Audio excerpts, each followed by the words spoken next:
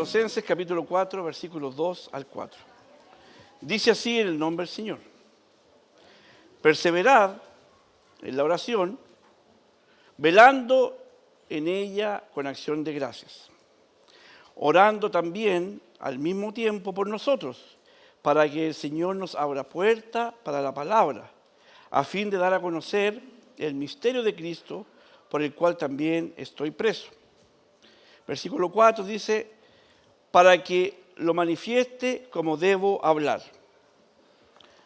Como dije, hermanos, iniciando, ya estamos llegando al final de esta hermosa enseñanza de Colosenses, que yo creo que ha sido de bendición para cada uno de nosotros. Y es hermoso ver cómo nada impedía que el mensaje llegara a donde tenía que llegar.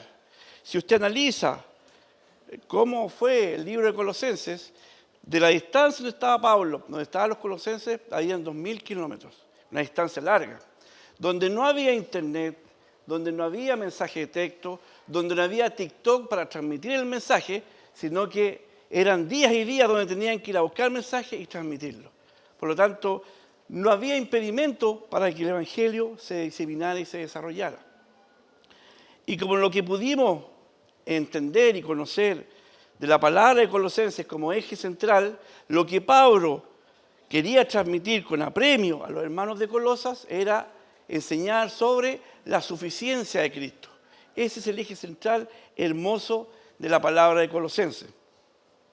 Y ese eje central de la suficiencia de Cristo se sustentaba en que los hermanos de Colosenses entendieran, y ahora por extensión y por misericordia también nos llega a nosotros, por lo tanto que entendamos que en Cristo los verdaderos cristianos lo tenemos todo.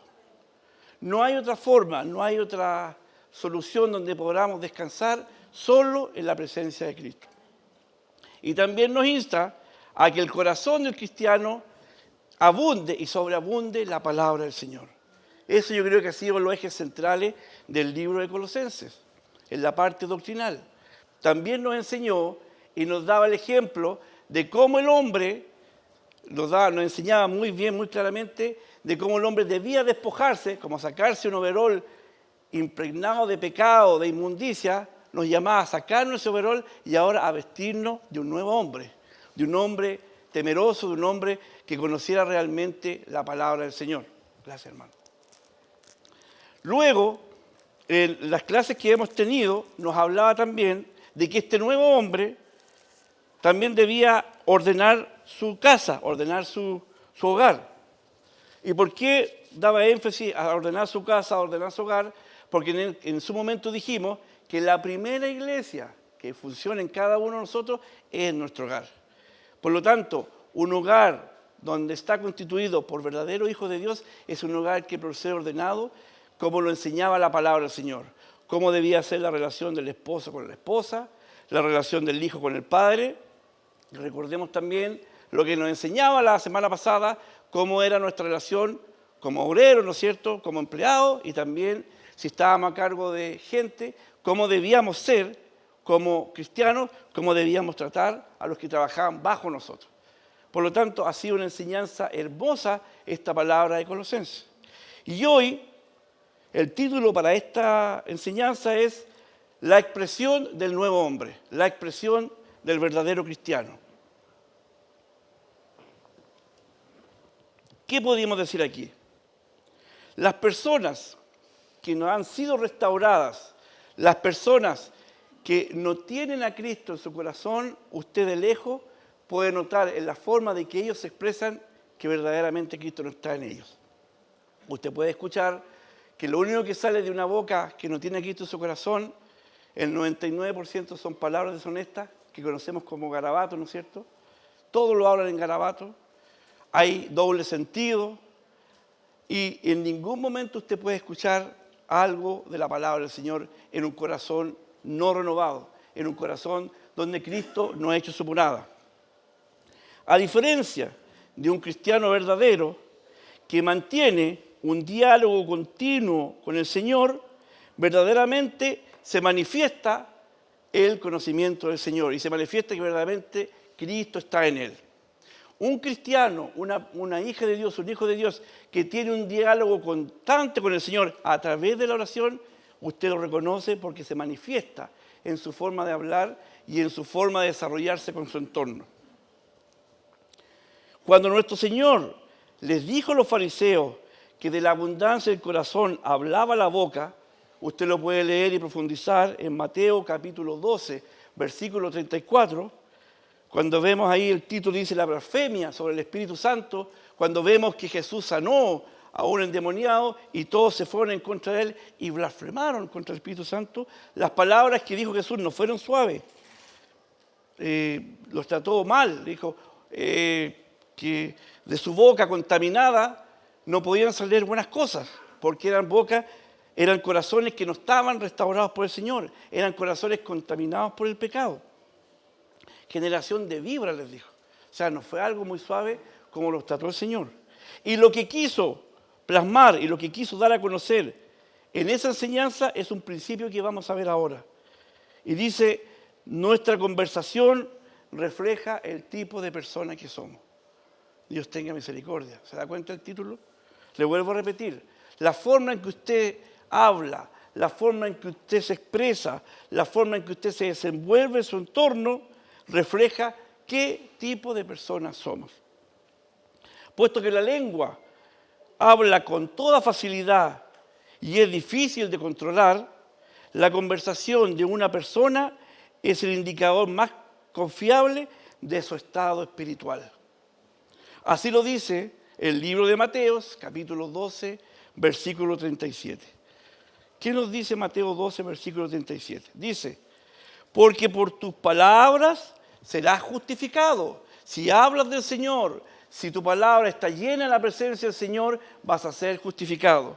Pero por otro lado, y por tus palabras serás condenado. Si en tu palabra hay mentiras, si en tu palabra hay engaño, y si en tu palabra no está la palabra y no mora el Señor en tu vida, vas a ser condenado. Dios tenga misericordia de cómo está nuestro hablar. La Biblia, hermano, nos presenta muchos ejemplos en este sentido. La Biblia habla mucho acerca de la conversación que procede de una boca regenerada y de una boca que no lo ha sido aún. Veamos algunos ejemplos que nos dice la Biblia de una boca que da cuenta de un corazón no regenerado, donde la presencia de Dios no mora en él. Miren lo que pasa aquí. De una boca que no está regenerada se caracteriza por la maldad. Miren lo que dice Proverbios capítulo 15, versículo 28 frente a esto, sobre una boca de un corazón no regenerado, donde abunda la maldad. Proverbios dice, el corazón del justo piensa para responder, mas la boca de los impíos derrama malas cosas. ¿Se da cuenta? El corazón del justo piensa lo que va a decir. Ahora que usted está en Cristo, piensa, cuenta 1, cuenta 10, hemos llegado a contar hasta 100 para no hablar de más, para no herir. Pero el que es injusto, el que no tiene a Cristo en su corazón, esparrama el tiro nomás. Y déjala tole, como decimos. Porque es un corazón no restaurado. Es un corazón que de su boca sale maledicencia, sale maldad. Dios tenga misericordia. ¿Qué otra cosa sale de una boca no regenerada? Engaño. Miren lo que dice Jeremías capítulo 9, versículo 8. ¿Qué nos dice? Saeta afilada en la lengua de ellos. Engaño habla con su boca, dice paz a su amigo y dentro de sí pone sus acechanzas. El hombre que no tiene a Cristo, el hombre que no conoce al Señor, es un hombre engañoso. Te dice que te quiere, te dice que te ama, pero por detrás te entierra el cuchillo, como decimos vulgarmente. Eso no debe estar en un hijo del Señor. ¿Qué otra cosa sale de una boca no regenerada, de una boca que no tiene a Cristo en su corazón? La maledicencia. Salmos capítulo 10, versículo 7. ¿Qué dice? Llena está su boca de maldición y de lenguas y fraude. Debajo de su lengua hay vejación y maldad. Hombres que por todo maldicen. Maldito este día caluroso, maldita la lluvia, maldito, maldito, maldito. Se llevan maldiciendo. Su boca está contaminada, su boca maloliente, lo único que hace es maldecir. Eso da cuenta de un corazón no regenerado y de una boca que habla lo que está tristemente en su corazón. Habla de la maldición. Y aquí lamentablemente caemos todos. Mentira. Un corazón no regenerado, lo que abunda en él es la mentira. Proverbios 12, capítulo 12, versículo 22, ¿qué nos dice al respecto? Los labios mentirosos son abominación a Jehová. Cuando usted miente y cuando yo miento, causamos abominación a los ojos del Señor. Dios tenga misericordia. Pero los que hacen verdad son su contentamiento. Cuando usted habla la verdad, cuando usted habla la palabra del Señor, Él se agrada. Cuando usted da a conocer las bondades de lo que significa su palabra. Bendito sea el Señor. ¿Qué es lo que habla el hombre que no tiene a Cristo en su corazón? Falsa doctrina. Una falsa doctrina. Tito, capítulo 1, versículo 11, dice, a los cuales es preciso tapar la boca, no lo reciba, hágalo callar, que trastornan casas enteras, enseñando por ganancia deshonesta lo que no conviene. Pero para que usted pueda hacer callar a una persona que viene con una falsa doctrina, tiene que conocer la palabra del Señor, tiene que conocer a quién realmente está sirviendo. De esa forma usted va a callar esa boca mentirosa que va a querer meter la falsa doctrina en su corazón. Un corazón, una boca que no tiene al Señor en su vida, está llena de odio. Salmo 109, versículo 3. Con palabras de odio me ha rodeado y pelearon contra mí sin causa. Una persona que no tiene a Cristo en su corazón, un corazón no renovado, está lleno de odio. Usted lo puede ver triste, amargado, nunca está contento, con nada se conforma porque hay odiosidad en su corazón. Todavía no ha entendido la esencia que dice la palabra de Colosenses, que en Cristo lo tenemos todo. Lamentablemente no ha conocido eso. Y aquí hay algo que nos gusta a todos. Un corazón que no tiene a Cristo, hay palabras chismosas, son chismosos. Proverbios 26, capítulo 22 dice, las palabras del chismoso son como bocados suaves. Nos gusta cuando dicen, ¿supiste esto? Tengo algo que contarte. Oiga, estamos intranquilos y no estamos tranquilos. Ya, pero cuéntame. Ya, pero dime lo que es. ¿No es cierto que nos gusta el chisme? Saben más de su vida, saben más de mi vida, pero de Cristo no tienen idea. Conozca más de Cristo y hable del Señor. No se preocupe de la persona que tiene a su lado. Preocúpese de conocer a Cristo. Ahora, en la otra vereda, en el contraste distinto, un corazón que conoce al Señor, un corazón que ha experimentado una nueva vida, mire lo que sale de su boca. En franco contraste con lo anterior, la conversión de una boca redimida se caracteriza por la confesión de pecado. Primera de Juan, capítulo 1, versículo 9. ¿Qué se caracteriza la boca de un corazón renovado, de un hombre nuevo? Si confesamos nuestros pecados, Él es fiel y justo para perdonar nuestros pecados y limpiarnos de todo mal. Un corazón renovado, su boca constantemente reconoce su indignidad, reconoce lo pecaminoso que es ante los ojos del Señor y constantemente se está arrepintiendo. Y aquel que no conoce al Señor lo llama a decir que se arrepienta del pecado, que deje su vida y que busque al Señor. Eso es lo que sale de un corazón renovado, de una boca que tiene a Cristo en su vida. Una boca renovada también, de un corazón renovado, ¿qué es lo que sale? La confesión de Cristo. Romanos capítulo 10, versículos 9 y 10, ¿qué nos dice? Que si confesares con tu boca que Jesús es el Señor y creyeres en tu corazón que Dios le levantó de los muertos, mire qué hermoso, serás salvo. Reconocer que Él es mi Señor y Salvador automáticamente me da el derecho a la salvación.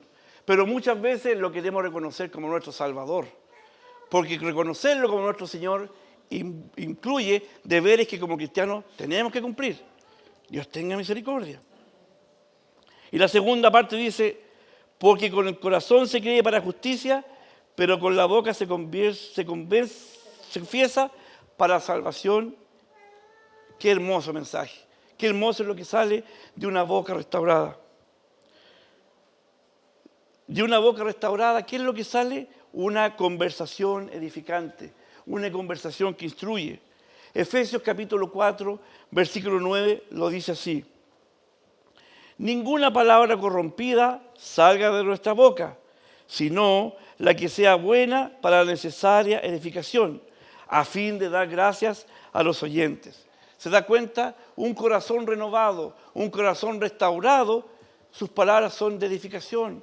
Habla de Cristo, convence, quiere convencer, decirle que en Cristo está la salvación, atacar el corazón de aquel que no reconoce su pecado, convencerlo de que necesita al Señor para ser restaurado. Una conversación animosa, una conversación que restaura, una conversación que edifica. Eso es lo que sale de una boca, de un corazón regenerado. También sale alabanza. Hebreos capítulo 13, versículo 15 lo dice así: así que ofrezcamos siempre a Dios por medio de Él sacrificio de alabanza, es decir, fruto de labios que confiesan su nombre. Constantemente estoy alabando al Señor, reconociendo lo maravilloso y lo grato que Él ha sido para con mi vida. Bendito sea el Señor. La conversación de un corazón renovado, lo que sale de la boca de un corazón renovado, está centrada única y exclusivamente en Dios. Salmo capítulo 66, versículo 16, lo dice así: venid, oíd todos los que teméis a Dios, y cantaré lo que ha hecho mi alma. ¿Se da cuenta? Hermoso. Quiere solamente hablar del Señor, quiere solamente hablar de Cristo. Anhela el momento de dar a conocer la palabra del Señor. De una boca restaurada sale algo constructivo, algo que hace bien. Mateo capítulo 5, versículo 2.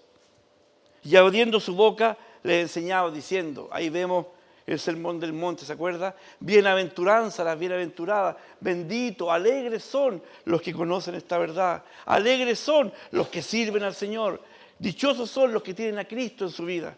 Eso es lo que sale de una boca restaurada. De una boca restaurada por el Señor ya no hay más engaño. Primera de Pedro capítulo 2, versículo 22. ¿Qué dice? El cual no hizo pecado ni se halló engaño en su boca. Un corazón renovado, un corazón restaurado, habla solamente la verdad. Y esa verdad se traduce en la persona de Cristo. Bien, hermano, en su examen sobre la conversación que debe estar, que debe reinar, que debe abundar en el nuevo hombre, en el hombre restaurado, es que Pablo subraya algunos énfasis y algunas situaciones que se deben cumplir. Hoy vamos a ver que en él deben cumplirse la oración y también debe cumplirse la proclamación. Vamos a la oración y les invito a que vayamos a la palabra que hoy día hemos leído, Colosenses capítulo 4. Le invito a que vayamos al versículo 2, dice, perseverad en la oración, velando en ella con acciones de gracia. Bien, hermano, resulta muy apropiado que Pablo comience con la oración, pues es el tipo de conversación más importante que el nuevo hombre debe expresar. Y ya dijimos, hermano, cuando en un corazón restaurado, cuando en un nuevo hombre hay una relación directa, constante, cuando el hombre constantemente ora al Señor, está constantemente buscando la presencia del Señor en la oración y entiende la importancia de la oración, eso se refleja, eso usted lo nota. Pero ahora vemos la segunda parte. La oración, ahora vemos la segunda parte, que en esta segunda parte la oración ahora expresa, la oración es la que nos lleva a comunicar el Evangelio. La oración es lo que da fuerza a la comunión del cristiano con el Señor y es la fuente de todo su poder en contra de Satanás y de sus ángeles. Miren lo que nos dice Efesios capítulo 6, versículo 18. Orando en todo tiempo, con toda oración y súplica en el Espíritu, y velando en ello con toda, insiste aquí, perseverancia y súplica por todos los santos. ¿Se da cuenta? Perseverancia, insistencia, estar constantemente buscando, anhelando comunicarse con el Señor. Mediante la oración, ¿qué es lo que pasa con los creyentes? Confesamos nuestros pecados, Ofrecemos alabanza a Dios e invocamos al sumo sacerdote que se compadece de nosotros. Mire como lo dice hermoso el libro de Hebreos en el capítulo 4, versículos 15 y 16. ¿Qué nos dice? Porque no tenemos un sumo sacerdote que no pueda compadecerse de nuestras debilidades, sino uno que fue tentado en todo según nuestra semejanza, pero sin pecado.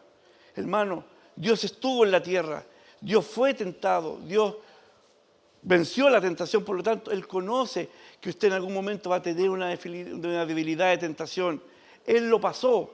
Pero miren lo que dice la segunda parte de esta enseñanza de Hebreos.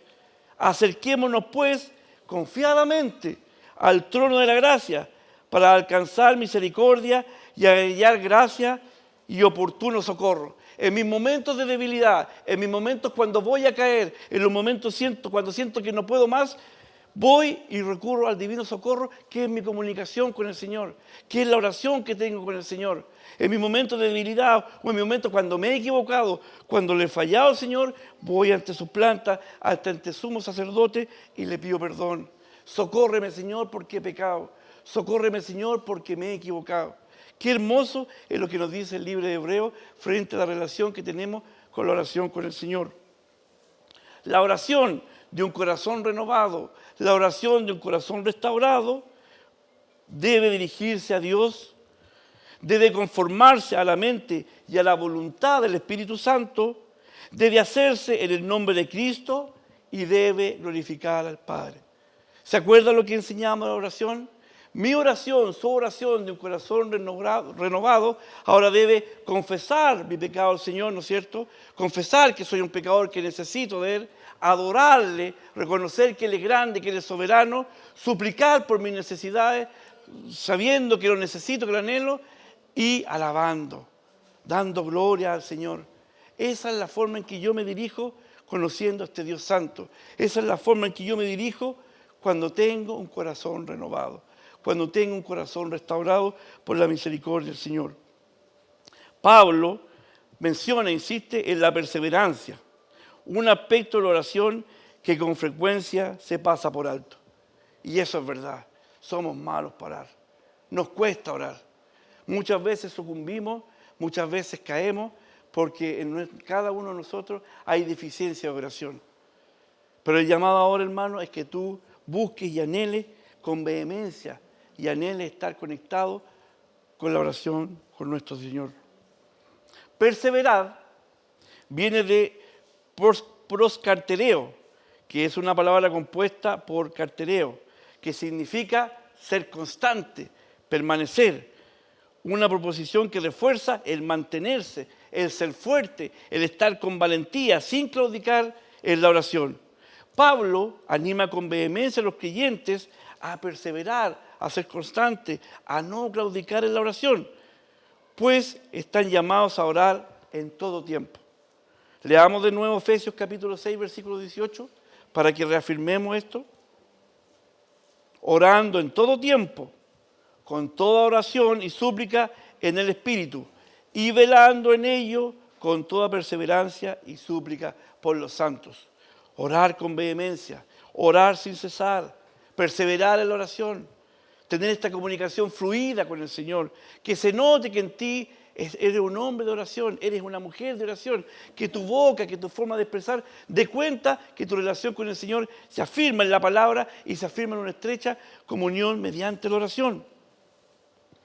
Pero lamentablemente aquí Pablo establece un contraste. En contraste notablemente con las oraciones fáciles y egoístas, lamentablemente de nuestros días, gran parte de la iglesia contemporánea, vale decir, la iglesia de ahora, ha perdido la reverencia y el respeto hacia Dios. A menudo se piensa que Él, que nuestro Dios, es una especie de cajero automático, que si oprimimos el código correcto, está obligado a darnos lo que queremos. Lamentablemente hemos relegado a nuestro Dios, a nuestro Señor, bajo el hombre. Qué triste, y Dios tenga misericordia. El Señor podría preguntarse ahora, y yo creo que se está preguntando, lo mismo, al preguntarle a la iglesia del siglo XX, en la que estamos ahora, lo mismo que le preguntó a los sacerdotes rebeldes en la época de Malaquías. ¿Qué les preguntó? El hijo honra al padre y el siervo a su señor. Si pues soy yo padre, ¿dónde está mi honra? ¿Estamos los hijos del Señor honrando al Señor? ¿Mi oración es una oración con respeto hacia el Señor? ¿Lo estoy honrando de esa forma? Dice Jehová de los ejércitos. Y si soy Señor, ¿dónde está mi temor? ¿Vamos al Señor con temor, con respeto?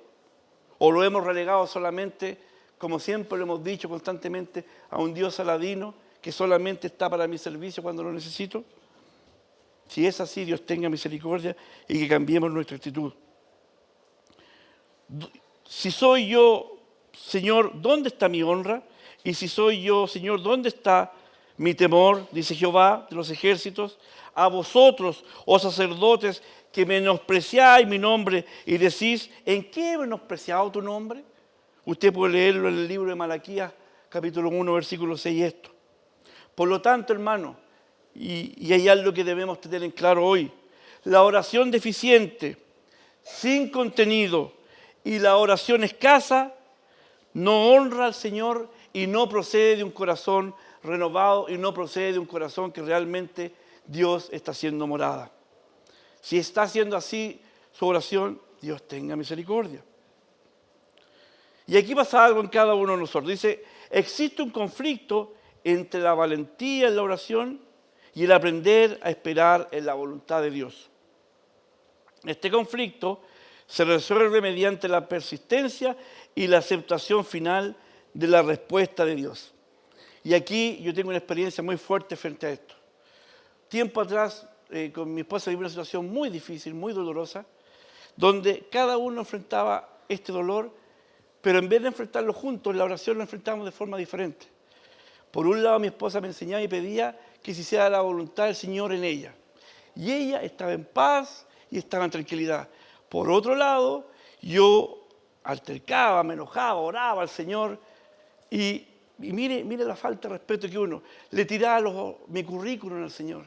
Señor, yo he hecho esto. Señor, yo hago esto. Mira, Señor, ¿y por qué? ¿Y por qué? Obligando al Señor que se hiciera mi voluntad. Pero doy gracias, Señor, porque hoy entiendo y pido que se haga la voluntad del Señor sobre mi vida.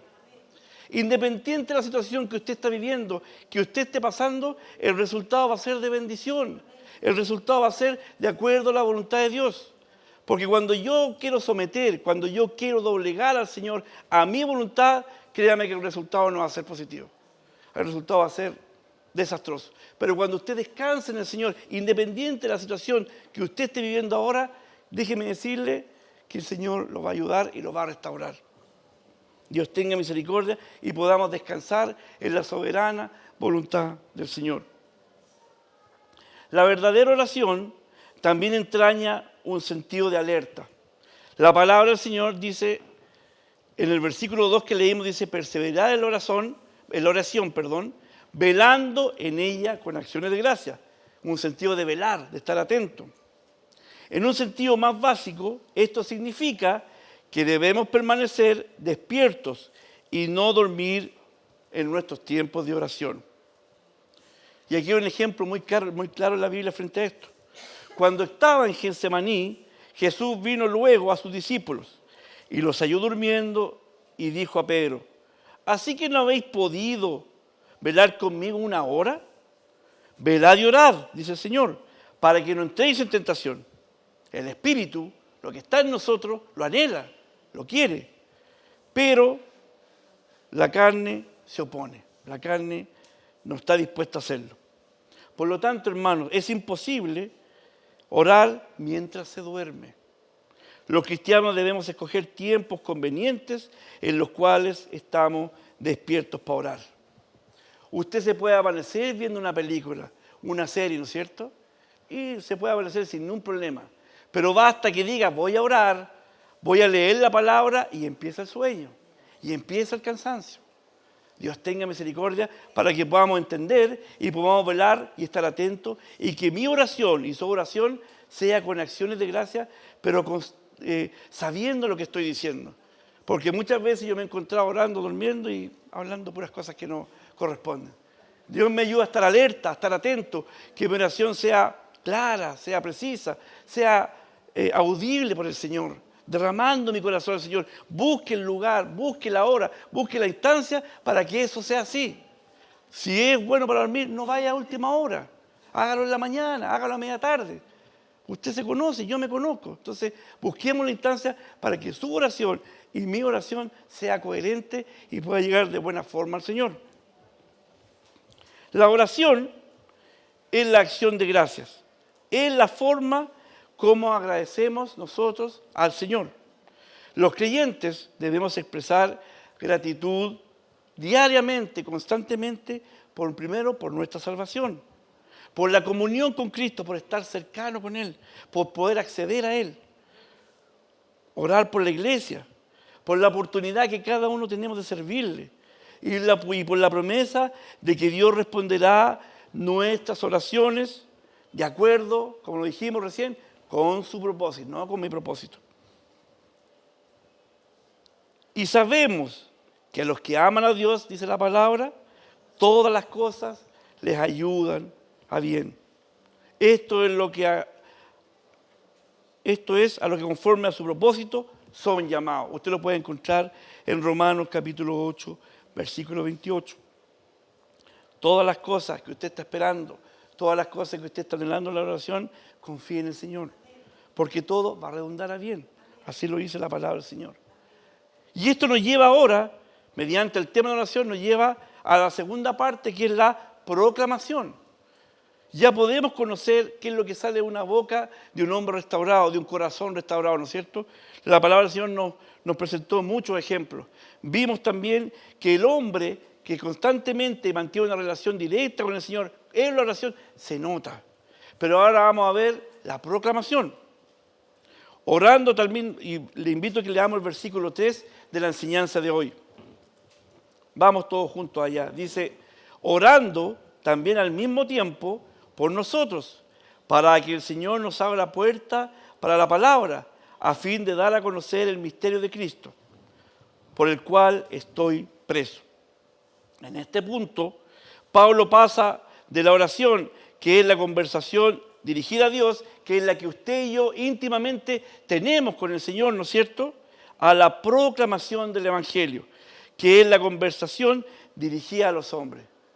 Primero yo me comunico con el Señor, me alimento con el Señor, me nutro con su palabra, me deleito en la oración, pero ahora eso yo lo tengo que proclamar, yo lo tengo que esparcir, lo tengo que diseminar.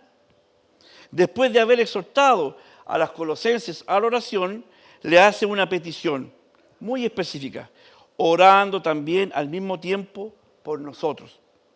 El pronombre plural nosotros quizás comprende la lista de amigos y colaboradores de Pablo. Pablo insistía en que lo apoyaran en el trabajo que él tenía, en el trabajo de diseminar, de digregar la palabra del Señor, que el pueblo de Colosenses oraran por él, que lo acompañaran, que lo sustentaran en la oración. El contenido de la petición de Pablo era el siguiente: que el Señor nos abra puerta para la palabra. ¿Se acuerdan de lo que hablamos en la mañana recién?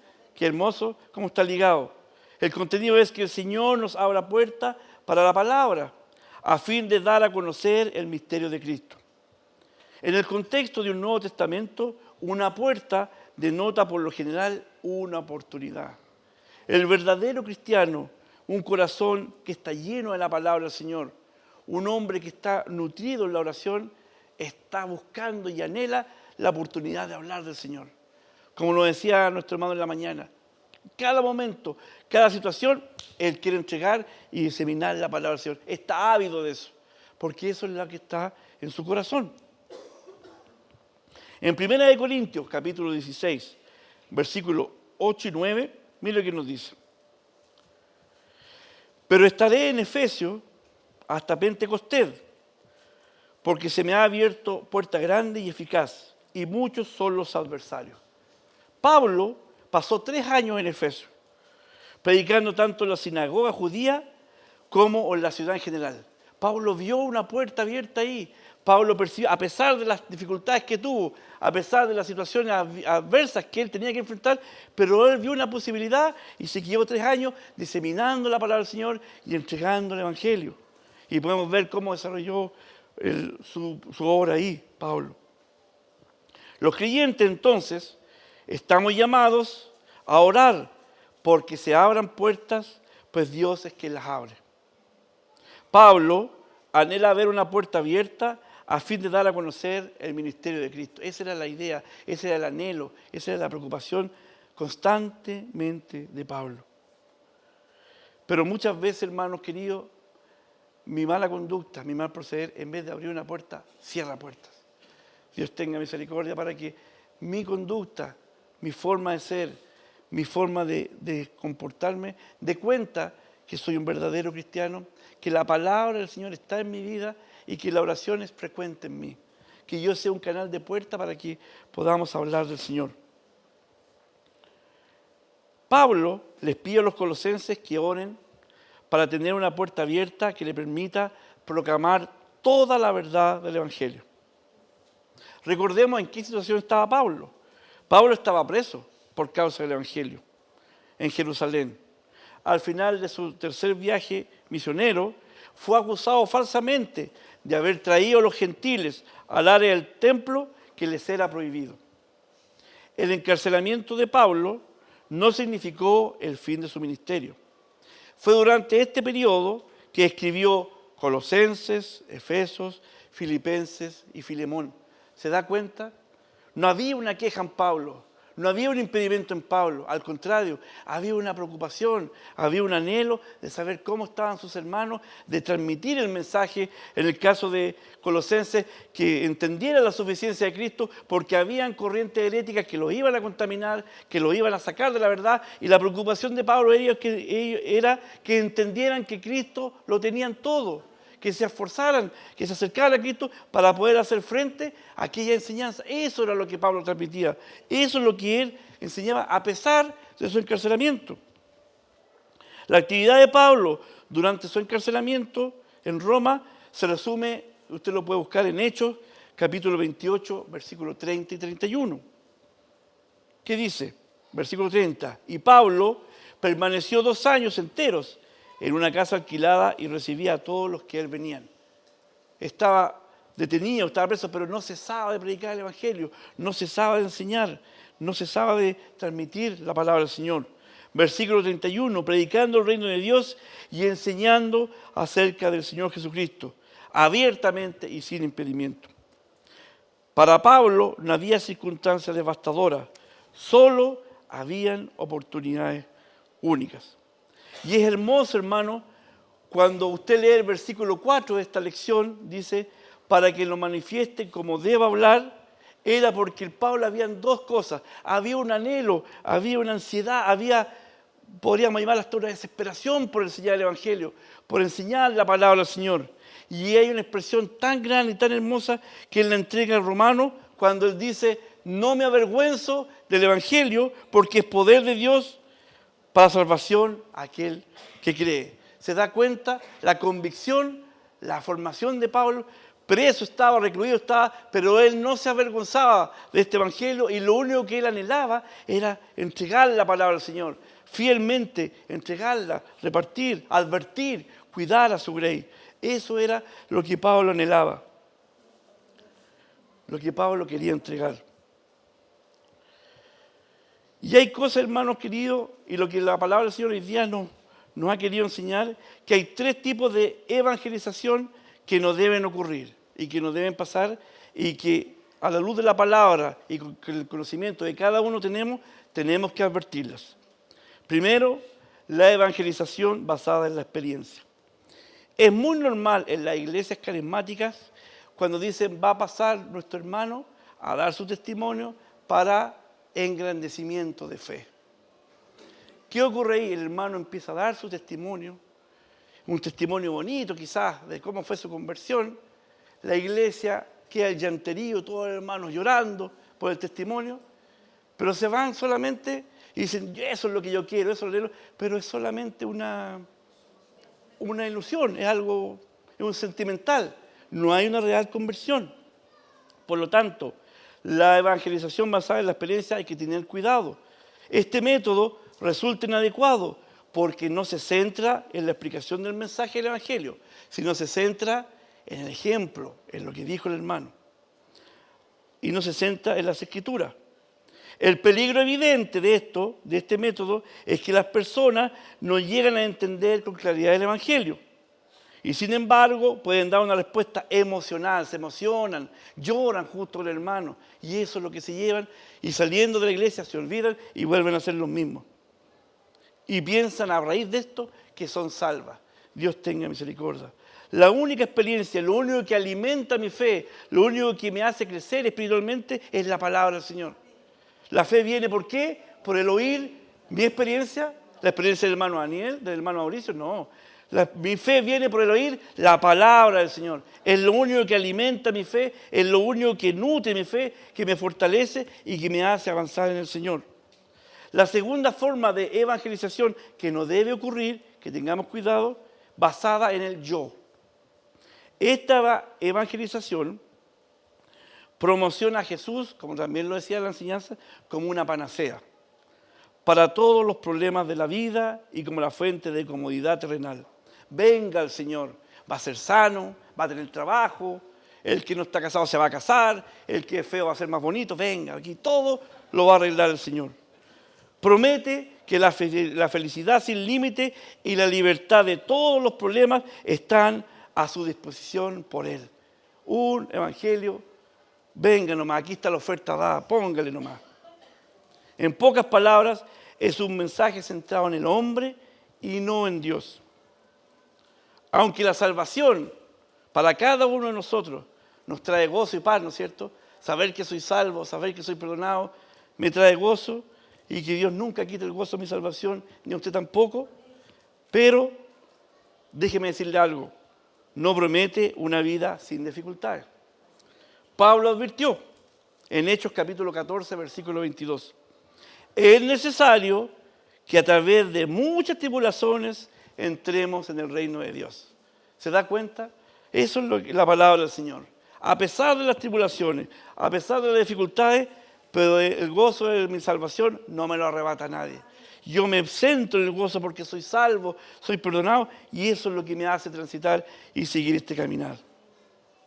Y el tercer evangelismo del cual tenemos que cuidarnos, el evangelismo basado en la conveniencia. Este método equivocado utiliza tácticas de presión, pacta con el Señor. Escuché una punta de dólar, todavía al cielo, escuché una vez, miren, Dios tenga misericordia. Este método equivocado utiliza tácticas de presión, de manipulación, de estimulación emocional, una música suavecita, palabras suavecitas, venga, pacta con el Señor. Y eso es lo que estimula, eso es lo que van trabajando en la mente de la persona. Una estimulación emocional. Y fuerzan a la persona a realizar compromisos. Necesito hermanos con 100,000 pesos para la obra del Señor. Y ahí se levantan los hermanos, los fuerzan, los obligan, trabajan su mente. Esto también resulta una falsa profesión de fe.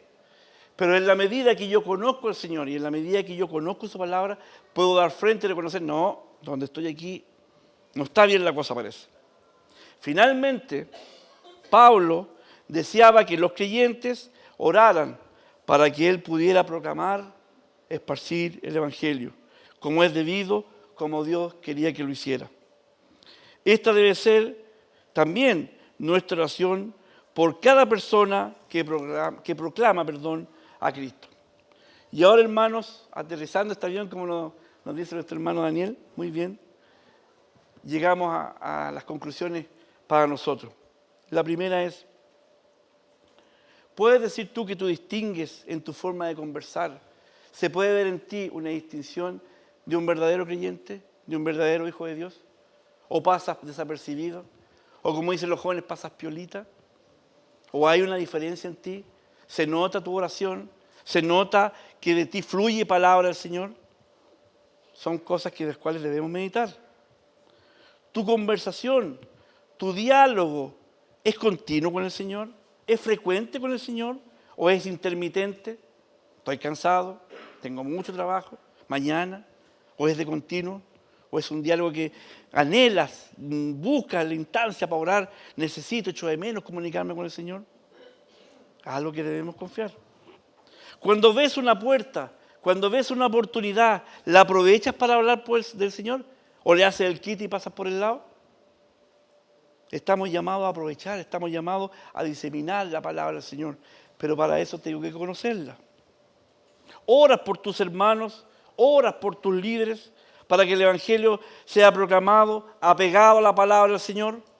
¿Estás preocupado de orar por tu hermano? Oras por los que entregan la palabra del Señor, que seamos fieles a la palabra del Señor y que no lo contaminemos con falsa enseñanza. ¿Estás preocupado? ¿Estás tu oración en eso? Y por último, ¿puedes decir como Pablo, no me avergüenzo del Evangelio? ¿Puedes decirlo con autoridad? Son palabras, son preguntas que cada uno debemos analizar en nuestros corazones. Y si en alguna estamos fallando y si en alguna no la estamos cumpliendo, es el momento para arrepentirnos, pedirle perdón al Señor y seguir adelante con su ayuda. Este ha sido el mensaje en esta hora. Oremos al Señor.